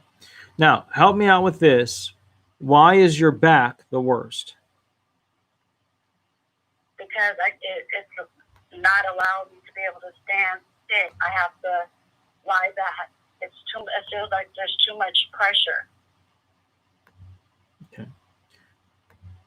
But I'm going to need a little bit more than it's too much pressure and I can't lie back. I can't stand. I can't sit for too long. I have to feel like I have to lay back. My back feels like it's caving in. There's too much pressure. On my right side of my leg, I have sciatic nerve pain. When I do get up, that pressure is pinching on the nerve, and it's causing me to have a lot of pain. And then when I get up and start trying to walk around and do something, both my knees swell up, then it's hard for me to move around, and then I have a demon on top of it. So it's hard for me to get around and move. I can't roll to the left, I go numb. I can't roll to the right, I go numb. In order for me to sit on the bathroom toilet, I have to put my hand down so I don't fall, What were the functions that you used to do at your last job? And that was picking up the trays for patients, transferring patients to bedside commode, moving out the hospital beds, that kind of a thing. Putting dead bodies in the morgue, wrapping them up, putting them in the bag, putting them in the freezer. That's what I did. What was the heaviest thing that you had to lift? Dead people. The whole weight? No, I had a machine, a Hoyer lift to help sliding them over, picking them up, trying to put them in the body bag. That was hard. Like I had one patient that I had to double bag him because he was big. And his leg went through the bag, so I had to double bag him. So that's a lot of pulling and moving and trying to get him in there, which it hurts me. It hurted me. What are the functions that would be the most difficult for you to do that you used to be able to do at that job? What is the most difficult function? What were the functions that you used to do that would be the most difficult now that you're impaired? I'd say all of it. The whole thing. The standing. I can't stand for 12 hours. I can't pick up those heavy trays. I'm left-handed, and my left shoulder's been hurting. And I think it's because, holding on, the way you hold on the steering wheel, the way you pick up and grab stuff, that's why I'm pretty sure why it's been hurting. I never knew all this time. Why is this hurting me? Why is my shoulder hurting? It's because I'm almost sure, not 99% sure, but I'm almost sure it's because I use more of my muscles on my left. Do you currently smoke? No smoking, no drinking, no drugs. Okay. Never. Okay. Good. All right.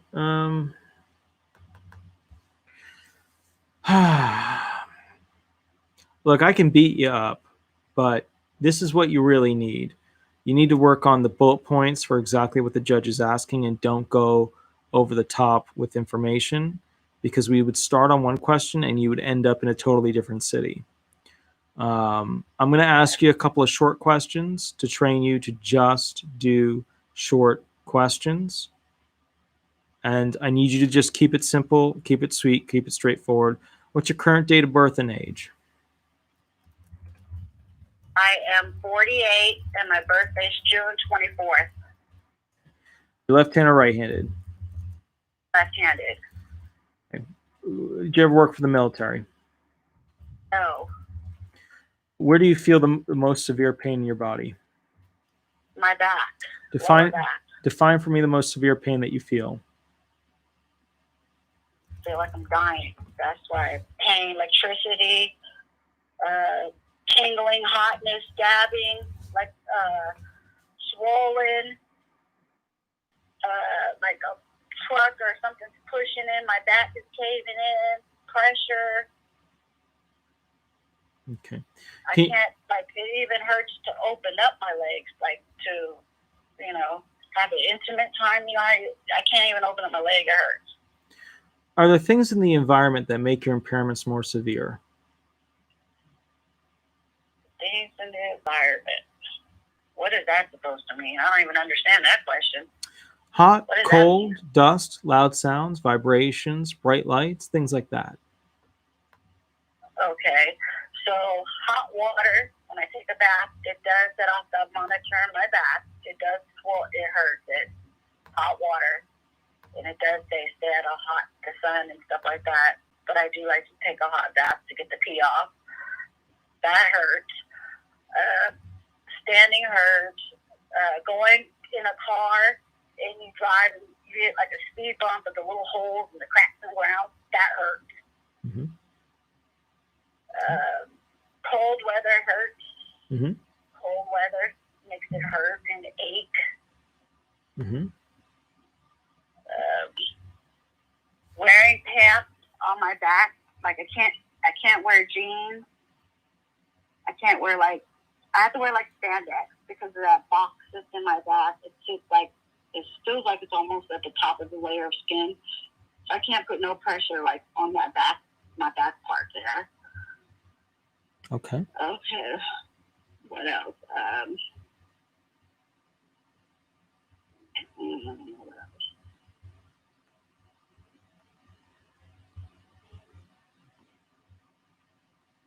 Take your time. I don't know.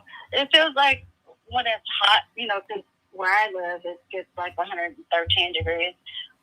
I swell up. I don't know. My body swells up. Like my hands are tight. You know, when you make a fist. Like I think it has edema in my hands too, but it swells up. My body swells up. What are the impairments that you feel you have not been diagnosed with yet that you believe you have?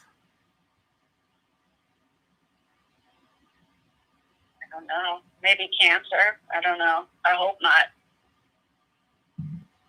Going forward, is there any treatment? Okay, is there any treatment, therapy, or anything like that that the doctors have agreed would potentially make you better, that you'd be able to go ahead and go back to work?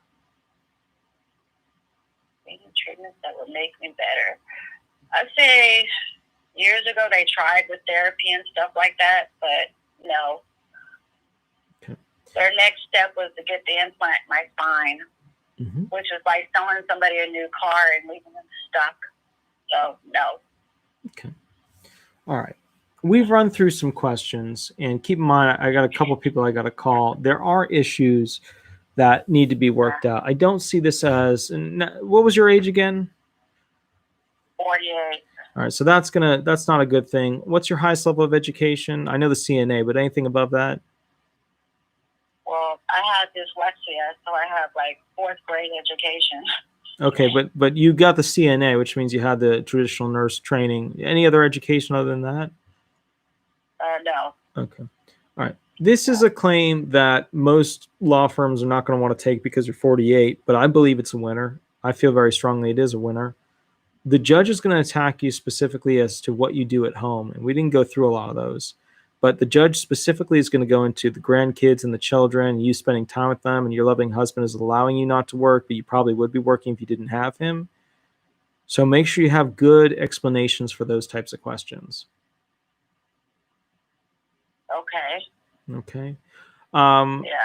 I'll try to catch up with me at some point throughout the week. Keep in mind, tomorrow I have a 24-hour drive from Maine to Florida. So it's going to be tricky for me to basically get back with people and talk to them. But I would say this,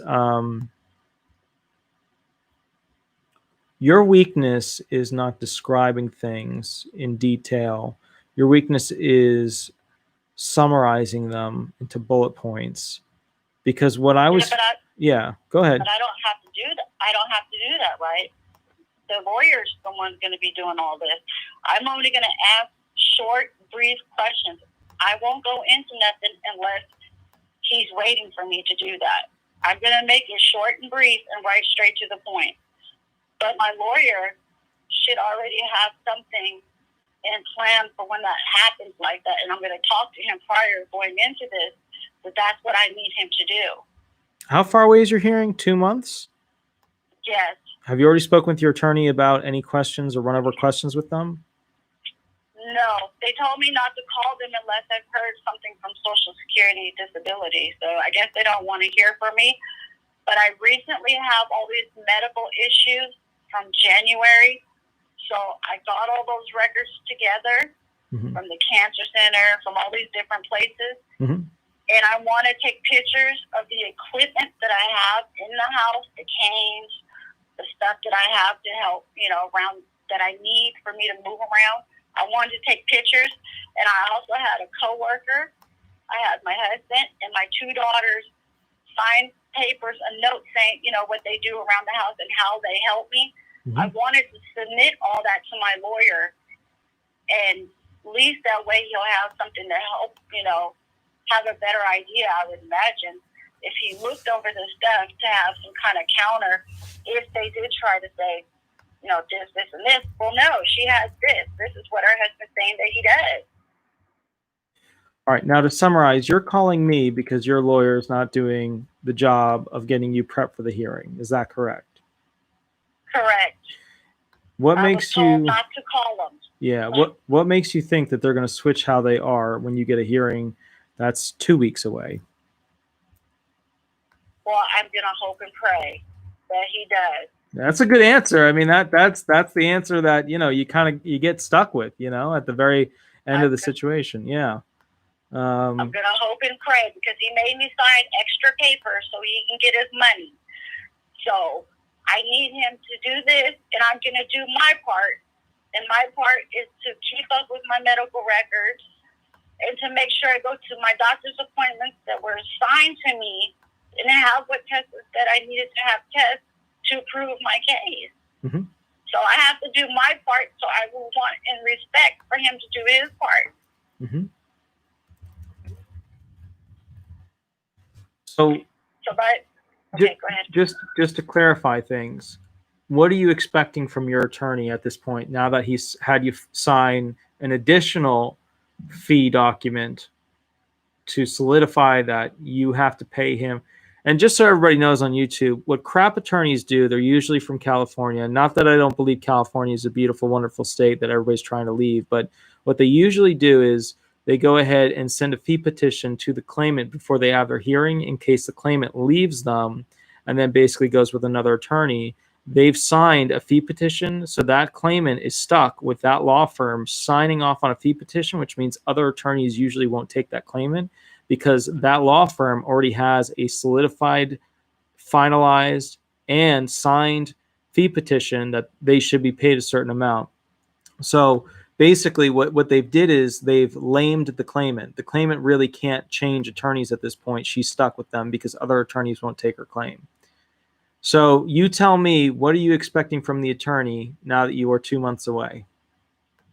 I just want him to go over everything, and I want him to be able to answer some of these if it goes into debt, because I don't want to have to sit there and go into debt. I just want to do the short, brief, this is what it is, and have him go into it if it needs to be gone into. I don't want to have to do all that. That's what his job is for. I need him to do that. But prior to us going, I'd want to just do one time. I don't think it's going to require 2 visits. Do one time, go over everything, have my list of specialists, have my things that I cannot do, why I feel like he can't do it, side effects to medications, have all this stuff broken down so it's right in front of him to where he can do this. That's what I want. So let me ask you this. What if the attorney only asks you 3 questions in the hearing?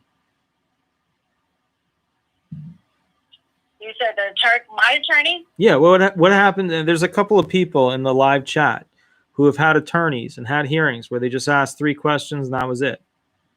Well, that's something you need to talk to him prior to even going in there. Excuse me, what are you going to say? Are you going to say something? Are you going to object? Are you going to speak up if he goes into detail? This is all the stuff I need to know prior to even going in there. Well, you've signed the fee petition and sent it back to him, right? Yeah, I did. I signed it and sent it back to him, and I was just wondering why he would do that because I signed one prior from us even doing this. So at this point, he has nothing to lose. He could go in there and literally say nothing. Well, I hope he don't. I'm going to pray about Me it. too.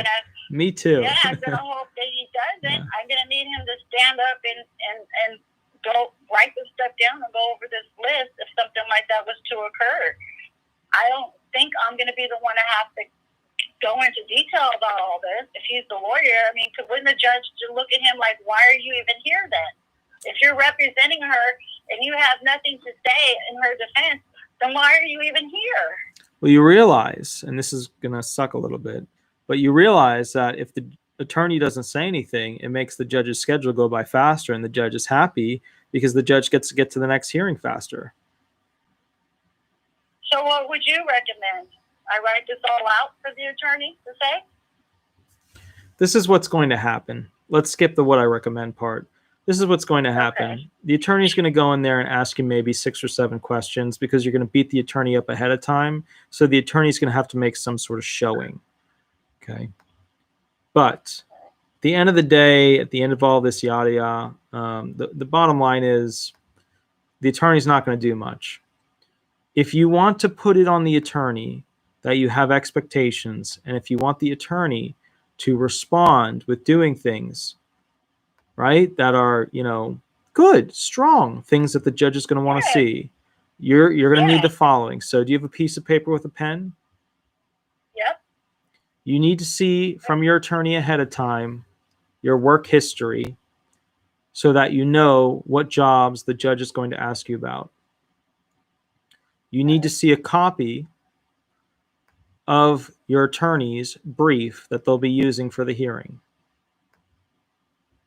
You need to see a copy of the attorney's opening statement that they will be using for the hearing. You need to see, you need to see a list of your medical documents in the F folder so that you know what is there and what is missing at least a month before the hearing. One question before you continue. Can I bring all, because I make copies and stuff for my lawyers too, can I bring all my medical records with me as well so that there's no reason for them to say, oh no, we don't have that, or we don't, we didn't get that? It's I can submit it to the court. It's a telephonic. Yeah, it's a telephonic hearing, so you're not really going anywhere. Oh yeah. Oh yeah, that's right. Okay. So you want to know ahead of time when you look at that list of exhibits inside the F folder, okay, what's in there, what's not in there. Okay. Another thing is you're going to want 2 sessions where the attorney runs through with you all the questions you're likely to hear. And let me assure you, you are not the type of person where 1 session of running questions is going to fix this. Your information is good, but your delivery is bad. And those I already knew that. Yeah. So you're going to need some time to fix that. You're going to need them. And there's another thing too. You need to get used to the sound of the voice of your attorney. Oh, great. That's super important. A lot of people don't realize that, but you have to be used to the sound of your attorney's voice. Okay. And 2 sessions. Mm-hmm. Okay. Okay, I can do that. I think I can do all that. That's good. Perfect. All right. So, Madame, I will catch you a little bit later. I've got to go to the next caller. If you do have more questions, call me. Yeah, I'm limited in time nowadays because I'm doing about twice as much as the average attorney when it comes to the amount of hearings, and I'm doing probably about 1 1/4 amount of hearings more than an attorney that they just big box firms ship them to the attorney and make them go. And their only job is to do hearings, whereas I have to lead the law firm, deal with employees, deal with taxes, deal with website crap, all that stuff. So I'm kind of super overloaded, but this is what I would say. You really need to work on your delivery. And you've already seen the top 50 ALJ trick questions, right? Yeah. Okay, cool. And you saw the top 10 questions that you're going to see at a hearing, right? Yep. Okay, perfect. All right, Madame, I will catch you a little bit later. Thank you. I appreciate it. Absolutely. Have a wonderful night. You too, Ssdi. Thank you. Thank you. Bye-bye. Okay, perfect, guys. So now we're going to call the next person. And keep in mind, I've got to keep this to around 2 hours or just above 2 hours. And the reason why is I have to actually pack up everything because tomorrow morning I'm going to be driving. So let's go to the next caller. Here we go.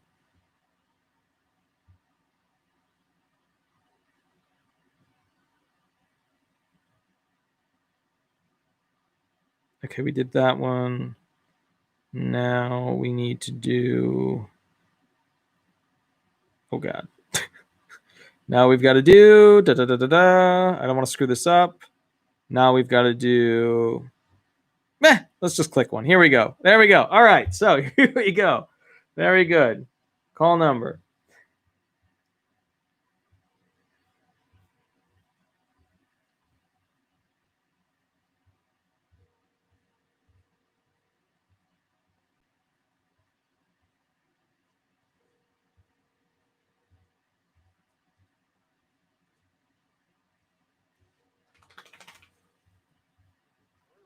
Hi, this is Attorney Walter Hnot. Would you like me to go ahead and run questions with you live on YouTube? Perfect, perfect. Give me one moment. I'm going to put you on speakerphone. Good, sir. Now, do you have a question for me, or do you want me to run hearing questions with you? Let's run through questions. Okay, excellent, excellent. Good, sir. What's your fake name for the record? Paul Adams. Paul Adams, excellent. That is a very, very patriotic name. Excellent. Now, walk me through this. What are your top 5 most severe impairments? My top 5 would be my anxiety, depression on the mental side, and also panic attacks I have. Mm-hmm. And on the physical side, I have insomnia and sleep issues. I have sciatica. Mm-hmm. I have IBS and diverticulosis, Mm-hmm. severe diarrhea and constipation because of the side effects of medication, Mm-hmm. and also as well as nervousness. Mm-hmm. On the physical side, I also have a cervical reticulopathy, Mm-hmm. and I have a neck scleroderma. I know I'm chopping that name, which is, I have the hot neck all the time, and also left side of my body, starting my neck, is I have tendonitis on the left shoulder, rotator tear, and I also have numbness on my. I had the nerve test on my hand, left hand, Mm-hmm. and on my left hand I have tendonitis, and I know I'm going over 5, but it's orthopedic things. And on the left wrist I have keratosis, so I'm wearing a brace for that, link for that. Mm-hmm. And on my right knee I have ligament sprain with edema and meniscus, and I have joint infusion. Mm-hmm. And also on the right hand, I had surgery on my right thumb. I have mallard thumb on my right hand. Okay. All right. Let's try that again. Your top 5. that is good. Your top 5 most severe impairments. Good, sir. Just the top 5. Number 1. There you go. All right. Top 5 would be the orthopedic, starting with my neck and my left shoulder tendonitis, Mm-hmm. my left elbow with tendonitis and olecranon bursitis, and my left wrist, and numbness on my left hand, fingers particularly, and my right hand, my thumb is, I have mallard thumb. I had surgery for, but it didn't fix the problem, so I can't really use my right hand very successfully, especially with manipulative things. Okay. That's for physical, and mental, I think I covered it. I don't want to take more airtime on that. Okay. So what have you been prescribed? What I have been prescribed is on the mental side. I have been seeing a psychiatrist for several years. So I take Abilify, I take Prestige, I take Lunesta and Celexa for mental, and for physical. Excuse me. I take Lyrica. I take Lamporzol. I take Lipitor, and I take Pioglazotone and Naproxen. Okay. What about devices? Devices for sciatica, I have a prescription for a cane, a shower shower stool, and for orthopedic, I have brace for my left elbow and left wrist, and also for my right thumb. I wear a brace for. You able to type on a computer? I'm sorry, you broke up. Oh, are you able to type on a computer? Not left side. I have trouble with sitting and standing, and now that I'm talking to you, the IBS issues, which is the primarily lots of unscheduled, frequent bathroom breaks. I don't know when they come, and extended breaks.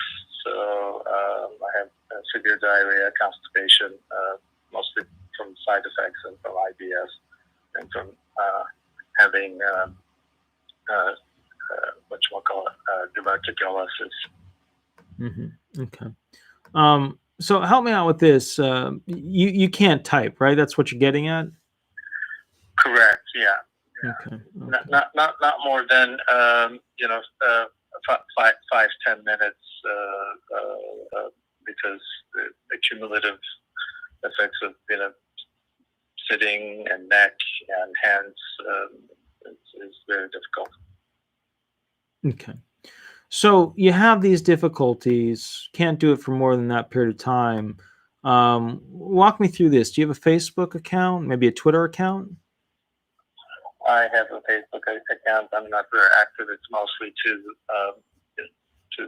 hear back from people. Yeah. What do you mostly do? Myself. Okay. What do you mostly do online? What else do I do online? Yeah. What do you do online? I would maybe total on a good day, I may be able to watch a show, 15, 20 minutes at a time. Maybe 2-3 different episodes, 15, 20 minutes at a time, and I'm usually in a recliner when I'm doing that. And that's usually on an iPad, so I don't have a laptop or a computer to do anything. It's usually touching, I don't do any typing. What's your favorite show? Usually National Geographic. Okay. Which one? Dolphins, penguins, humans? All of the above. Animals, most animals. Yeah. Okay. What was the last one you watched?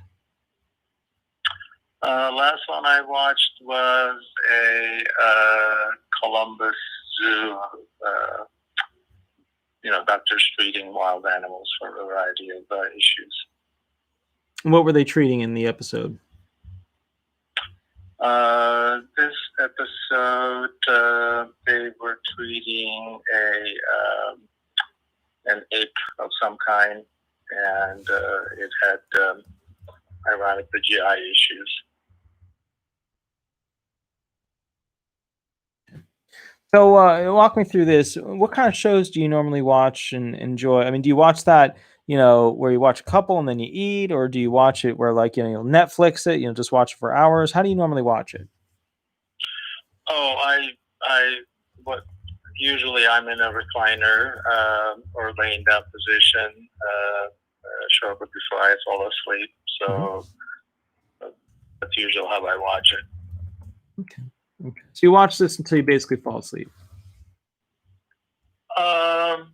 No, I take medication to fall asleep. So before I go to sleep, I'll watch 20, 30 minutes before I take my sleep medication to go to sleep. Yeah, I have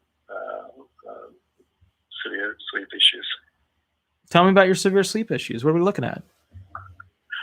Well, I've been on a variety of medications over the last 3 or so years on sleep issues, and the most newest one is about a week old. The medication I was taking, which was trazodone, it basically stopped working, so they switched me to quantapine. Mm-hmm.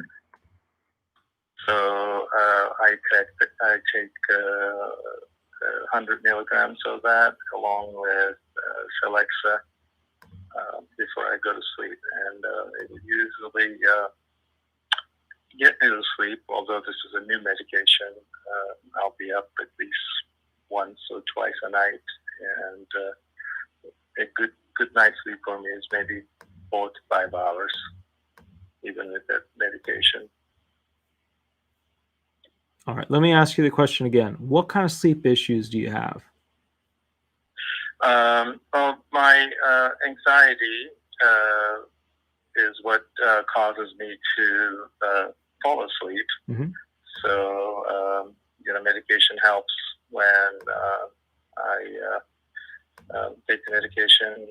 As I said, I'm usually within half an hour or so able to fall asleep, but it is not a restless deep sleep, unfortunately, throughout the night. So when I wake up, my mind is going with what might be happening and my situation, and I feel bad for myself. I don't want to be in this place. I never thought I would be disabled and applying for Social Security disability and unable to work. I never thought I'd be in this position before age 60. I'm almost 60. There is a lack of energy to your testimony. I'm sitting here falling asleep, and I don't know if it's just the tone of your voice where it's one of those where I'm like, I'm listening to a calming voice, but there's no sense of urgency in your voice. And you're saying urgent, like I've got really bad sleep problems. They're from anxiety. Okay. I take sleep medication. Okay. I'm not able to, connect with, my sleep. 4 to 5 hours, I'm up. I have urination, incontinence. I can't function, but I don't feel the urgency. Like I'm not connecting. All right, let's do another thing. Tell me a story about how your anxiety really hurt your ability to function throughout the day. Story, or just you want me to tell you today what my anxiety is doing? I want the best story you've got. Sure. My anxiety, depression, and panic attacks started about 3.5, 4 years ago at work. Mm-hmm. And for the first time in my life, I started seeing a psychiatrist. And the best way I can describe it is just walking on eggshells, basically at work, and that just transferred, overtook my entire life. I went on short-term disability, which went into long-term disability, and just inability to really function, literally not being able to get out of bed, and depending on medication, just having to take medication just to cope with getting up and facing the world every day. And I hadn't had that experience before it started, about 3.5, 4 years ago. And I have been seeing a psychiatrist and a talk therapist ever since then. And, it caused me social isolation, anger issues, then I have bad days. I can barely make out of the bed to brush my teeth. On a good day, I can get up, go downstairs, and maybe make something to eat, and maybe able to make a phone call. That's on a good day. On a bad day, I'm just fatigued and just disoriented and just feeling it all over my body. Okay. My heart is going fast. I'm just unmotivated, very low energy. Taking naps during the day, and then the side effects of the medication just wipes me out, both physically and emotionally. I don't feel like I connect to your story. Can you tell me why your story is lacking a humanistic quality to it, an emotional connection? What are we missing here? Why are you really suffering? I mean, it sounds like you're not really suffering here. Maybe because I'm reading it. Okay, well, I have bullet points. give me a good story. Tell me about something you tried to do, something you lost it with, something you had somebody and you lost them, you flipped out on somebody, your anxiety, you froze and you didn't know what to do. Make me believe you. Sure. Well, it started, as I mentioned, at work. That was the root of the problem for me. Managerial change at a government job after many years, and I made complaints about what I felt was happening that was unethical and irresponsible, and then I was targeted and singled out from that point on, and just going to work, just showing up at work after 14 years, same job became a chore, became a burden, and I had to go. My family depended on me. I had to show up, and I tried for months on end, and just walking on eggshells, giving mixed messages, being verbally harassed and embarrassed and made fun of, and holding it in, eating it away. It just really has devastated my life, and it has caused me severe emotional problems, off balance completely with everyday things, unavailable to my wife and my son. Emotionally withdrawn. I used to be very social, very actively involved in my congregation, and socially active.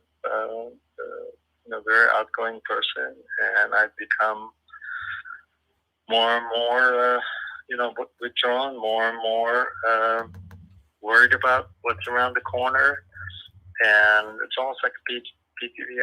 I mean, it's just, I feel it even with medication. I feel it right in my gut every day. Unable to do this job I had done for 13, 14 years, making mistakes and total lack of concentration, and the medications, I think side effects of medications have taken its toll. With in time, with absolute memory confusion, and the physical side effects have just taken its toll with this feeling I have of just anxiousness and stress, and then panic attacks. And I have done everything I know how to go to outpatient programs, seeing psychiatrists and getting on medication, doing talk therapy, and still, on a good day, I'm functioning 1/4 of what I used to function 10 years ago. And aging doesn't help either with everything else that's going on. Okay, what do you feel would have made me connect better with that story? Say it again, please. What do you feel would have made me connect better with that story? Talk about what's really important to me, which is my family, perhaps. How about the things that those people did to you while you were at that job that made you have to leave? Oh, man, yeah. Okay, well, thanks for that advice, because I was thinking, I ended up leaving the job with a workers' compensation claim being settled, which I'm sure the judge is going to have that information, right? Yeah, they'll have the information. Yeah, so, a lot of records, which I feel that would help me. So, okay, tell that story. Yeah, I'm still fighting being a victim, trying to take control of my life so I'm not in this awful situation instead of accepting it. Okay, I can do that. And what I'm thinking from a legal mind is, what did he do that people hated him? What kind of drama did he cause? What did he screw up? What is he hiding? Okay. That's what I'm thinking right now. So you're going to need to be very upfront about it, because otherwise I'm sitting here going, What did he do? Okay. You know. Right. Right. Right. Now, Thank with you that so said, much. yeah, absolutely. With that said, the main thing that I think your claim needs when it comes to your testimony is a little bit more of excitement and drama in your voice, because I know it's late Okay. and I'm tired, but I don't feel like I connect on a human level to your claim. And Got it. you were about to say PTSD, and you purposely blocked these things that were problematic for you. So when you're telling me about what happened, you're giving me like what's outside of the bubble, what's outside of that Got little it. sphere where the bad things happen. You're telling me everything that's right outside of that. Got it. I need to feel like they really treated you in an inhuman manner. Got it. So that's Oh, I have that story. good. Absolutely. Good. All right. Okay. Do you have any other questions for me before I pop off the live? Absolutely. In fact, I was just listening to number 4.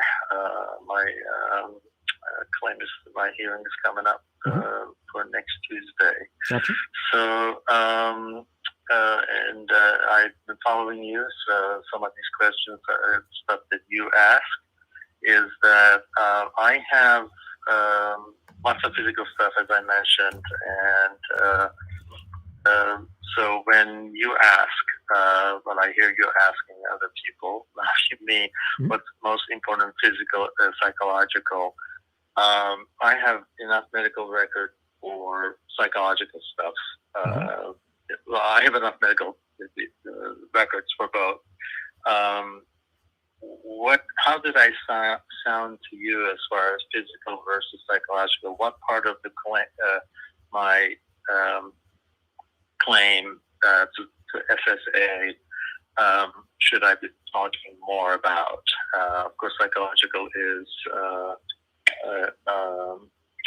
more subjective, but I have been under the care of a doctor, and I do have paperwork from him saying that I'm disabled for a year or so, and I do have 2.